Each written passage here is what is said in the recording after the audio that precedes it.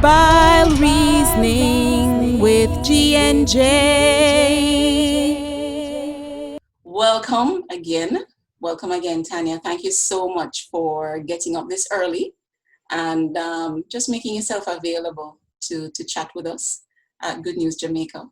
So, just off the bat, tell us who is Tanya Powell? Who is Tanya Powell?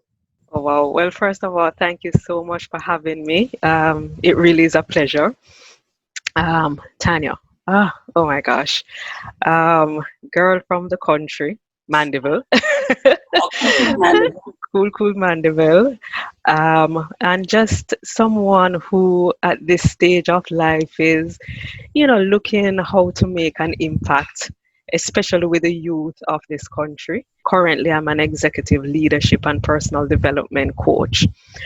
So I work with leaders on one hand to, improve their leadership capacity so that they can lead their teams and themselves, to have the results that they so desire.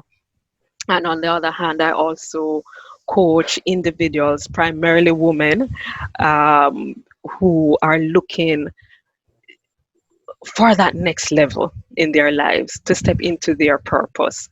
So I get up in the days and that's what I spend my day, creating content, doing coaching, studying, because you still have to be studying. But I am having an amazing and fantastic time at this point in my life, doing that. Oh, and the other thing that I do and I'm very passionate about is, doing leadership, Yes. self-image mastery, leadership with the youth. That keeps me alive, and I just love that. That's fantastic. But it's when I listen to the transition in your career, some would say that it was very dramatic because you are making a shift from the financial sector. You are at the top of your game, assistant vice president at two of the major banks in Jamaica, and then making a shift to becoming, as in your own words, a certified diva because you have so many coaching certification. What was that like for you making that transition?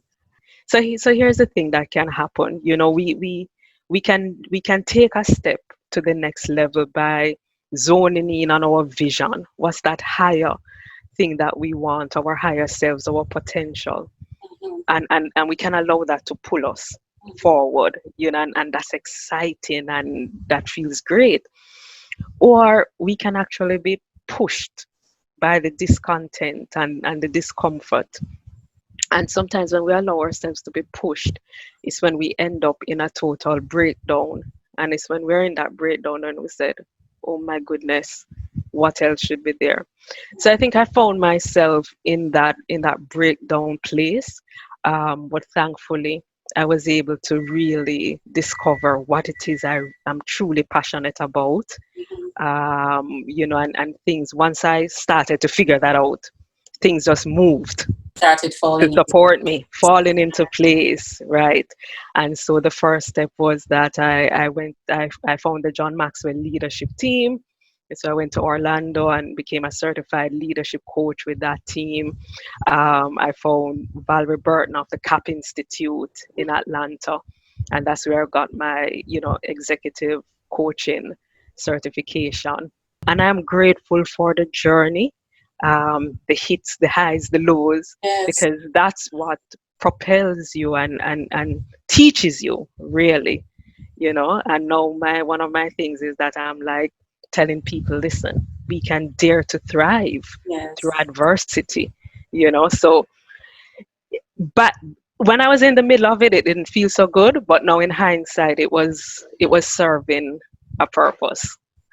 Tanya, as I listen to you detail your journey through the transition mode and, just all the difficulties. And in 2019, you told us about having a breast cancer diagnosis. Mm-hmm. And this marked you on the heels of just coming from supporting your own mom with colon cancer. How do you think the preparation of building those muscles that you were just talking about actually Actually help. prepared you, right, for Right. this very uncertain period that you were about to enter and started entering? Hmm. Yeah, thanks for that question. So just a little bit of context before I dive into that. So yes, in 2018, so 2018 would have been just about 2 years of transitioning into coaching. So I'm looking forward to this, and starting to do very well. I'm doing business coaching with Action Coach. And then in 2018, my mom was diagnosed with colon cancer. And, suffice it to say, our world was rocked. My sister and I and my brother, we just really rallied around her. And so in the end of 2018, December, I resigned and decided to go overseas with her in 2019, so she could have surgery because her case was a little technical. And that stay ended up being a little bit longer than we thought. So I actually came back. We came back in July, and she's doing well. She's doing fantastic. Great. But while we were going through that, just observing my mom, her strength, her character, when you talk about grace under fire, Mm, and I was learning all of that, and kind of seeing my mom in a very different light, watching her just stand in her faith and spirituality. And I was like, whoa, she is, it's almost like she always had this light around her, even as she's going through chemotherapy, radiation, surgery, chemotherapy, surgery again as a 70-odd-year-old lady. wow.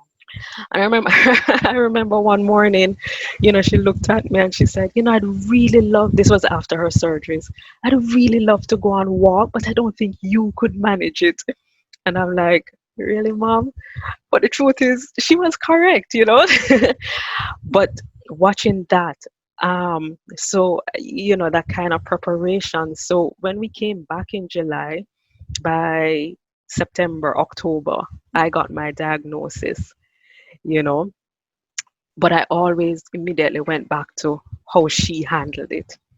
And I went back to, as you're saying, what were some of the things, as I was transitioning out of the financial sector, some of those breakdowns I was having, and pulled onto to those. So, obviously the first thing was my spirituality. What am I choosing to believe in this moment? It's faith over fear. And I found a faith, let your faith be bigger than your fear Yes. wall thing while I was away. But interestingly, what I also drew on was what I think is the strength of my dad. So, I talk about my mom a lot, but my dad has this incredible story of strength. Mhm. He has had a stroke twice, Wow. um, you know, um, but he never ever gave up. He was always fighting for, and exuded that passion for life. And I've always said, boy, if I have just a little snippet of the strength of my father, I'll be okay. And so, Judy, really boiled down to a couple of things. Why am I here? Yesterday I wrote down, I haven't come this far just to come this far. Yes. There must be something else. And so, it's okay. When I was transitioning and that was hard, it must have been for a higher purpose. And it started unfolding. So this diagnosis must be for a higher purpose. And so the lessons I would have learned prior, I said to myself, all right, I am going to focus on my breakthrough, not the breakthrough. I am going to focus on, this is a moment for growing, not giving to the circumstance as I had done before.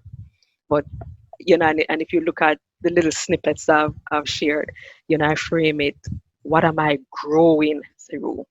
Not going through, Growing. growing, because it's all about taking the lessons. And one of the things I really held on to is one of the universal laws of life, the law of rhythm. the tide goes out, it must come back in. Mhm. There's a up, there must be a down. We have good times in our lives, we're gonna have bad times. And if we understand that, then it's about choosing how to flow with life. It's all about choice and perspective. So, so I would have learned all of that from observing my mom, from looking at my dad, from the experiences I would have had, just understanding, why am I here?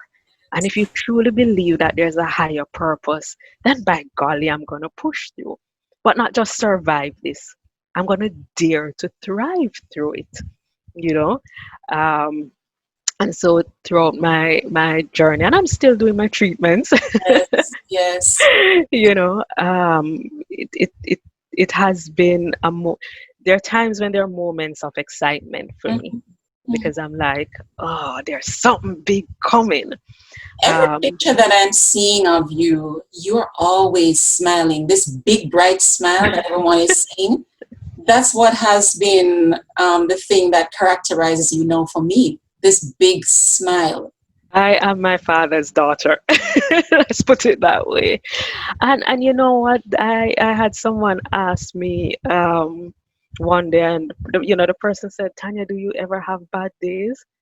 It's like, yeah, I do. I do, and I'm not gonna pretend that it's all roses and cream and peach. I do have those bad days, especially as I was going through the treatment. But we created this, what I now call a secret recipe to thrive in, which really meant I was all every day I'm going to get up and give myself the best shot Mhm, at having the best day. mhm. And so the aim was always to have the good days outnumber the The bad bad. ones. Yeah, I'm even hesitant to call it bad days, but we can do that. Mhm. And so, we create this routine and get up and have my prayer and devotion, do my gratitude journaling, Yes. and do, gratitude in not only for what I have, but what I knew was also on the way for me. And a big part of that was perfect health. I knew perfect health was on its way. That's my truth. And I'm leaning into that, doing my exercises, doing my reading, my morning study before anything else.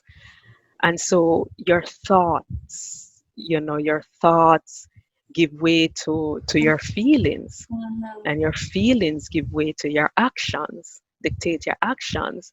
And so the more I was thinking positive, was the better I was feeling physically, was then I could take inspired actions. And sometimes inspired action meant just staying in my bed, Yes. you know and I have said it's not that I've put forward the photos, because if you look, I do have some photos where the smile is probably not as bright. Those would have been the days when It's all real. it, Keeping it real. keeping it real. But and this is the environment, and the other thing about it is when you have an incredible support system, those days just really outnumber, because Judy, we all go through them.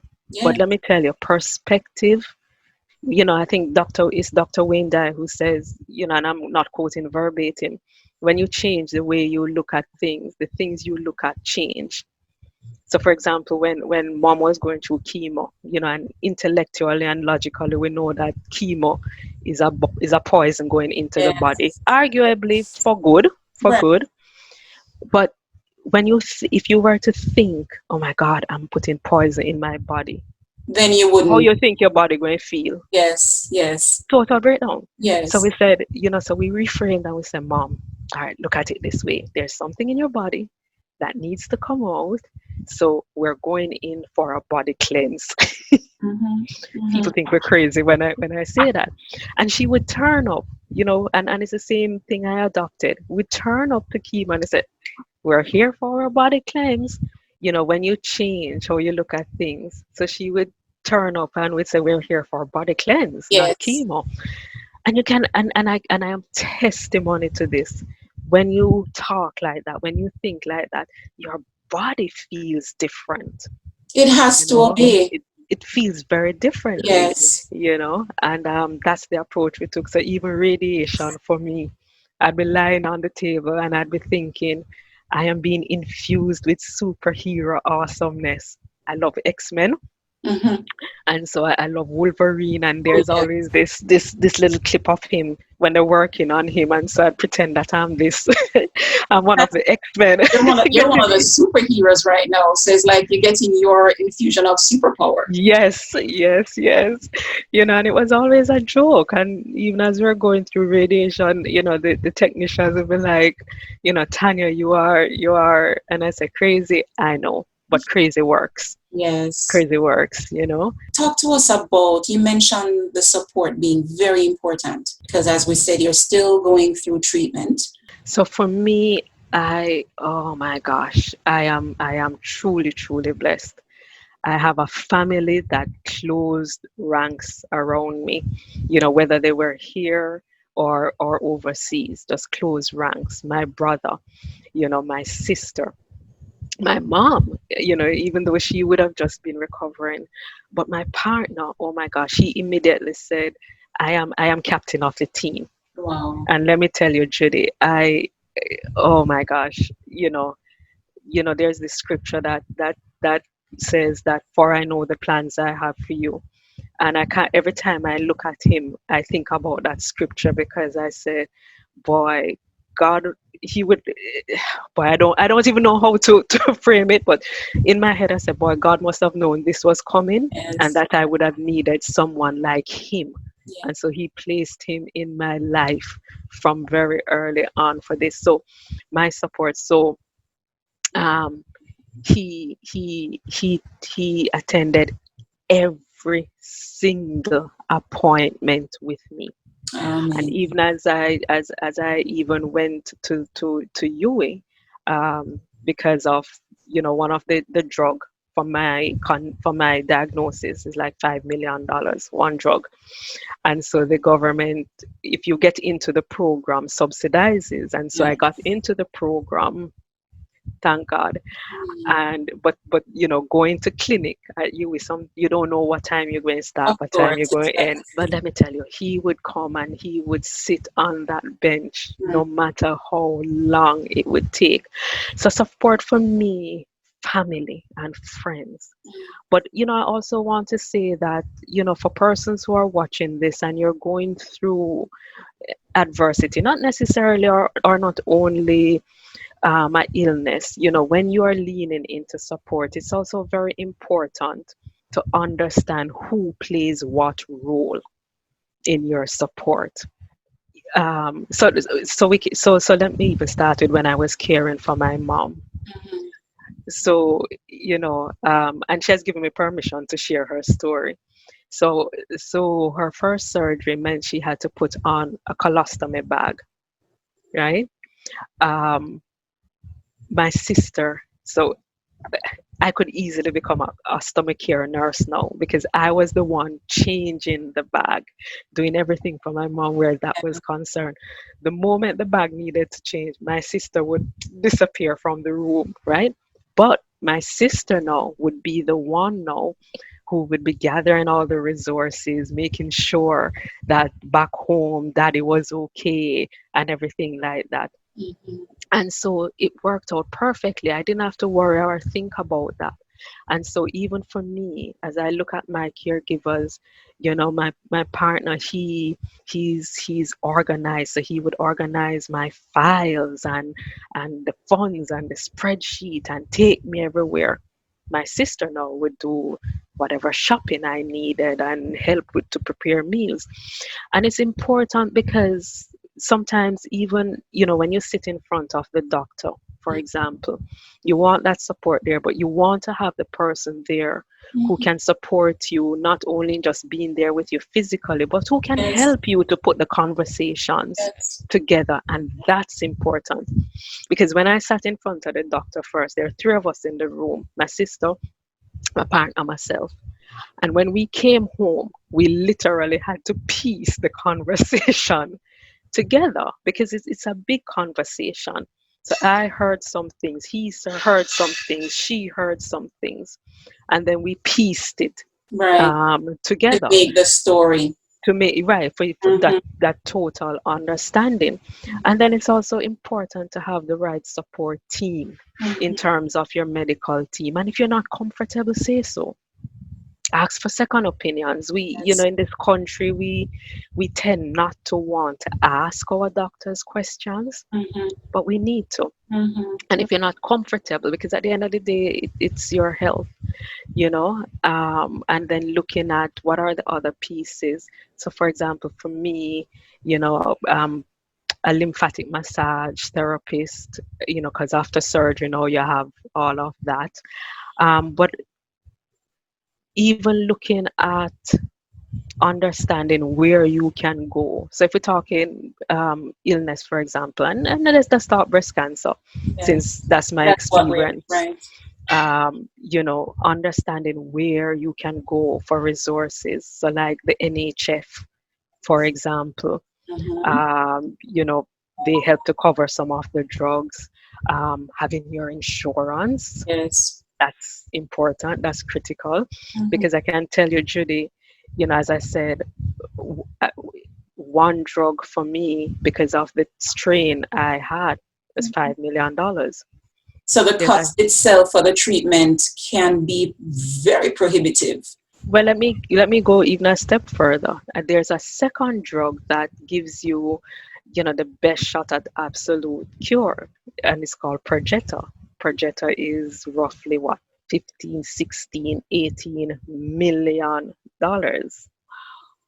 You know, so obviously, if it hits you and you don't have that, but it's about understanding where you can Mhm. go for resources. And so one of the things I say to people now, listen, you can be one diagnosis away from being broke. Yes. So you want to be putting things in place, your insurance, your critical understanding where you can go, whether Cancer Society, I mean, there's a lot of persons um, leaning into like navigating health services, which is a service Patrice Dwyer offers to help you to connect the dots and where you can go for resources, not being afraid to ask. And so, even for me, not being afraid to share my story from the get go also meant that people would put resources in front of me that I Mm-hmm. wouldn't have been aware of. Even my aunt in California would call and say, a friend of mine gave me a little change to give you. It can probably just buy lunch. Yes. Thank you. Yes. Because, you're spending so much for drugs and that sort of a thing. So support not just your family, but in terms of your care, your medical team, external to the team. Where can you go? Who can you? Those things become very, very important. And I'll also say this: friends and family. We know you love and we know you care, but please don't call up and say, you know, I had a friend who died from, Oh. and we know it's your way of giving Care that hope. you need. Yeah, yes, yeah, yeah. So that's important. And from a caregiving perspective, also just understanding the nuances Yes. of the person that you're caring for. It's a lot of logistics. It Hmm. sounds like, as you mentioned, it's very important to just to surround yourself with a wide network. And start out with the Jamaica Cancer Society as well, NHF, and allow them to guide you Yes. into all of the alternatives. Yeah, don't be afraid to ask questions, Yeah. Your journey, I mean, it keeps coming out more and more. I can see why it is that you were so successful in your banking career and as the certified coaching diva, because it has been a life that focuses on being intentional, even at the Yes. highest and at the lowest moments in your journey. I actually poached something. I went on your social media and you have all of these power thoughts. And one that I poached, which was fantastic, it was you were saying, I get to choose, Mhm. choosing to be intentional with my thoughts, my words, my actions, choosing to be happy and to keep smiling, choosing to show up. What are you choosing today? And that's the lifestyle that you have adopted, and I would say even prior Mhm. to your diagnosis of breast cancer, you have been making a lot of intentional choices to show up. I do try. And it is a learning process, and it's still a work in process for me. And I think even though I had success even up to 2016, and 2016 was when I became a certified John Maxwell coach, and I think it was around about that time that he released this book, Intentional Living. And it really is about moving from success to significance. And Yes. so over the last 4 years, that level of intentionality has certainly risen within me. There's more to life than just me attaining success. I'm here to impact, to serve, and what does that need to look like? Sometimes I laugh and say prior to that I was an unconscious competent, Explain that. What is that? meaning I got some good results, but I wasn't consciously or intentional focused on it. But somehow it's almost like driving. After you learn how to drive, you unconsciously drive. I mean, we get to the point now where we can even put on makeup. I don't do that while we're driving, so it becomes unconscious and you're competent at it. Yes. As against now, now I say I am a conscious competent, which means for me being intentional, with every thought, every action. At least I try to be. But the word for me is choice, because we have a lot of thoughts coming in and we can't stop them. But we can choose in a moment to recognize. So it's that level of awareness. Yes. And one of the things I say to my clients is, when I say, well, I don't feel like doing this, I said, that's not the question. When you don't feel like doing something, the question you now need to ask yourself is, hold on a minute. What am I thinking Mhm. that's causing me to feel this way? And in that moment, invariably, I'm going to put my head on the block and say 99.99% of the time, when you're not feeling good, when you don't feel like doing something, you're thinking something negative. If you Yes. wake up in the morning and say, well, I don't feel like going to work today, chances are you're thinking, boy, I have to go brave traffic, or I have to go deal with my boss, or whatever it is. And in that moment of recognizing what you're thinking, you now have the choice to flip that. At no point do I say, ignore it, Yeah. understand it, come into that awareness.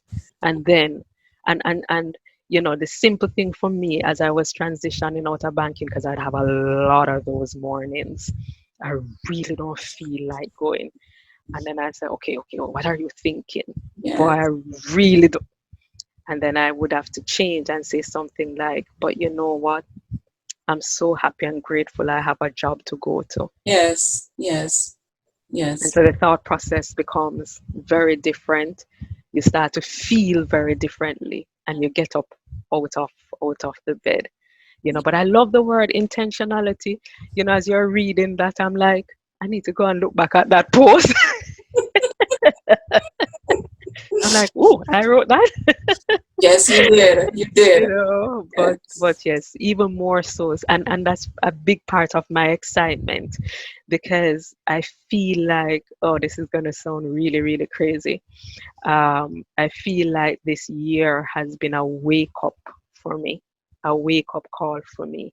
Mhm. And so I'm truly excited and looking forward to what comes next. And I'm still figuring out how to share my story in a way that empowers and uplifts. You Yes. know, I do know, Judy, that there is a message in this mess that I've been through. And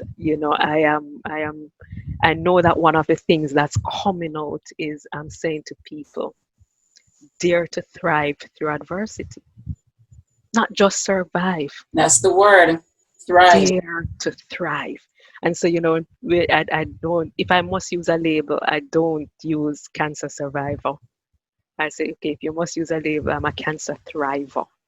So You know, through any adversity, through the any word is to adversity. thrive Yeah. through that I was, adversity. yeah, I was saying to a client of mine, um, choose. What if you chose to navigate that broken marriage or relationship with love? What if you chose to navigate that illness with, instead of why am I going through Yes. this? Yes. What am I growing through? You What if you, discover lots of new things about you. Lots yes, of new things. Intentional living. yes. Um, I know that you are an avid reader. So what are you reading? What is the last book you read, or what are you reading even now? Oh my goodness. Oh, you're seeing a little peek of my bookshelf here. Yes, yes, That's just one. I can tell you, obviously, the Bible is a mainstay, and I have been on this 30-day Proverbs reading, from John Maxwell. I said a 30-day challenge for Proverbs, so that's going on. Um, as I was going through my process, As a Man Thinketh by James Allen, because it's all about feeding the mind. This is where the power is. mhm, The Power of the Subconscious Mind by Joseph Murphy, still on my desk here. The Science of Being Well by Wallace D. Wattles. And funny now, I'm studying The Science of Getting Rich by Wallace D. Wattles. mhm. And that's just about abundance in all areas of your Yes, life. yes. So those are. Am I reading anything else? No, no. Those are it, that I'm reading now. So I'm very focused on mindset. Oh yeah, and I mean I do my readings from a coaching perspective because you have Yes. to keep up leveling your skill Mhm, there. So, mhm. but my main readings are those, and I would highly recommend The Power of the Subconscious Mind by Joseph Murphy to every single person. Yes. Yeah, Those are some powerful selections right there. yeah.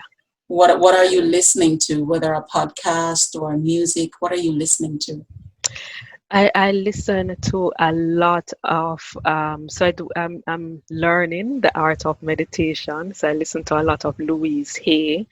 I love those little motivational clips that I find on YouTube. One of the podcasts I listen to is by someone here in Jamaica, Henika Watkis Porter, the Entrepreneurial You. I love listening to that podcast. I listen to my John Maxwell podcast also. And from a music perspective, it's Travis Green, Tasha Cobbs. Um, who else am I listening to? Those are the kind of mainstay right now that I listen to. Excellent, Yeah, excellent, yeah. excellent. Oh, and Um, every Saturday night I'm at the Fame the online the party. online party. All right, okay. All right, all part of intentional living. Um, so we're going to be wrapping up, but I'm allowing you. You'll have the very last words of life and hope for our audience. What would you want to leave Mhm. our audience? And I think I've said it, and we've been saying it through. What I would really want persons to do, it's wake up into your potential, recognize and understand that you have so much power within you. We are co-creators of our lives, and we are either creating by default, meaning, boy, when we get into that place of, boy, I just saw the thing set by default, anything comes, or by design. If you are not designing it, somebody else is designing your life for you. So let's wake up and say, I get to co-create. my life and whatever it is that I want. So that would be the first thing, and recognize that power within. Um, this just came to me, and one of the things that I'm learning as I'm studying the science of getting rich is, a big part of it is about not being in a creative space, not a competitive space, meaning recognize that thoughts create things, and you have the ability to think, not just have brain activity, but to seriously think and create. And so I want persons to start thinking about, what do I truly want and desire out of life, and go for it. And if there must be competition, you want to compete against what your potential is, you know. And then the third thing I want persons to leave with is, as I've been saying it, dare to thrive, not Yes. just survive, whether it's an adversity or just life, you know. And what does daring to thrive look like? For me, it's having faith and belief, Mhm. giving absolute gratitude, for everything. um but the I just want persons to wake up and live. Well, Tanya, you are an abundance of positivity. You're an abundance of life. You're an abundance of hope and strength. And I thank you so much for taking time out to encourage us today and just to help to build the life of others and to just to spread hope that there is the ability to thrive through whatever adversity, whether it's a health adversity or relational adversity. You do have the ability to choose to Yes. thrive through it. So thank you so much. And thank you so much for having me. It really, really was a pleasure being here. Mobile reasoning with G and J.